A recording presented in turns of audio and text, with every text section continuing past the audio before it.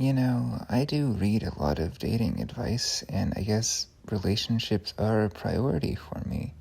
I mean, I think a lot of people seem to want to interpret that as being desperate, and well, maybe, but I mean, I think that, they say happy wife, happy life. I think that you're not going to be able to have a peaceful life that lets you focus and do other things if you aren't working on your relationships.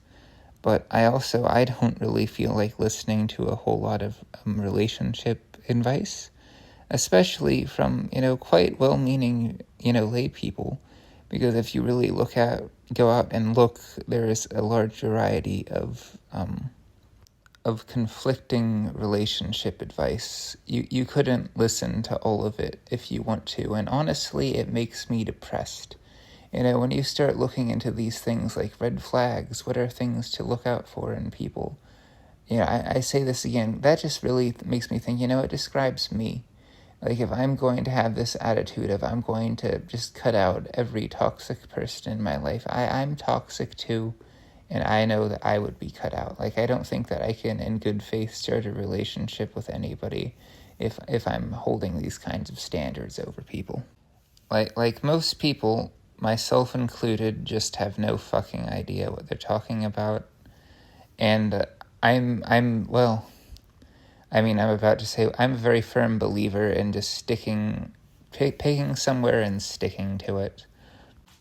Until I reach, among a variety of breaking points. I remember, recently somebody said that I was a stalker, and I'm like, okay, that was probably a joke, but whatever, just out of here. But like, if you want a long-term relationship, I think that you just can't jump ship at the first sign of any bad thing happening. And I don't think that you can ever really know for sure whether you can or cannot fix things. And I think that even if things don't work out despite your best effort, I don't think that your time is wasted, because, well, then you practiced being able to stick around for when it is the right time to stick around. But yes, I suppose I pursue, quote unquote, the worst people, and I guess I'm a simp. Oh well. It's just, I'm constantly bombarded with all kinds of advice, and I just can't follow all of it. And so, I think that just surrounding myself with conflicting advice is a way of, being able to make my own decisions. I guess it forces me to. I can't be a Muslim, a Christian, and a Jew. So surrounding myself with, texts from all these religions, it's like, I can't do all of them. I just gotta make my choice myself. I think that if you can't believe in yourself, you can't believe in anything. I really wish that I knew how to deal with people who had low anxiety and low self-esteem. I feel like I should be able to deal with them because, I'm often one of those people myself. But I just don't. I worry I push too hard. That's something that people keep telling me. They keep telling me that you can't push too hard, but I just, why should I think that's true? I don't think that experience is anywhere near as reliable as people seem to think it is. I really think that nobody has any fucking idea what they're doing. There's a story in the Talmud, which is a collection of Jewish law, and this pagan, I think she's like a Roman woman, she asks, what is it that God does all day? And the rabbi responds by saying what God does is he's responsible for matching people together. And the woman's like, that's ridiculous. I can do that. It's easy. And so she takes 1,000 male slaves and 1,000 female slaves, and she matches them together, and they basically started killing each other. And then she came back and was like, okay, yeah, it's pretty hard. And then she becomes Jewish. Do I think Jewish matchmaking is especially good? No. I think that there's also a story in the Talmud where, like, this one rabbi says that if he had gotten married at the age of 16, he would have been able to spit on the devil. Like, you shouldn't. I think that they tell you that if you're married, then that means that you were destined to be married, and like, yeah. But again, reading this is instructive because you're like, well, if it's in a religious text, then it is kind of, in a certain sense, accepted by a community. Like, Some people think, well, you should go to the old for advice, but if I went to an old Jewish man, he would tell me something very different than an old Muslim man or an old Chinese man. Age, experience, these things don't help you. Yeah, this way of living definitely, well, I'm not going to say it causes me a lot of pain because I don't know. I mean, I guess, talking about Schopenhauer, I don't look at pain as something that needs to be caused. It's just part of life. If it wasn't this thing bothering you, it would be something else. Anyway, I'm sorry that everybody had to see my waifu folder and my search history.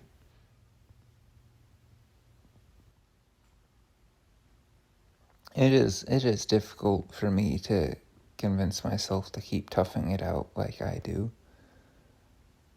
Everybody I know thinks I'm crazy. I don't talk about Confucius as much as I talk about, other Chinese classics. But one of my favorite portions of the text, and I remember this always, is, somebody was saying, I admire the way Confucius does things, but I don't think that I could follow him. And Confucius said that somebody who's really committed to doing something doesn't just sit back and say, I can't do it. They fall down in the middle of the way. And, I hope that this makes sense. People often tell me that they're confused by this, but if you see that you're supposed to do something and you're really committed to doing it, if it's just your lack of ability to do it, you would still try to do it anyway, and then you would fail. But if you're just not doing it, then you're not really committed to doing it. But maybe that's not true either, because you could always say, well, maybe there's another way to go about doing it, and I just haven't found it yet. I don't know. I feel like I can never trust any kind of advice. I'm going to keep making my stupid, reckless relationship decisions, and I'm going to keep banging my head against this wall. A lot of research indicates that, a person's relationship style is heavily dependent on how their parents were. And if that's the case, I'm pretty cooked. But if I don't want people to give up on me, then I can't give up on anybody else. I just gotta be resilient.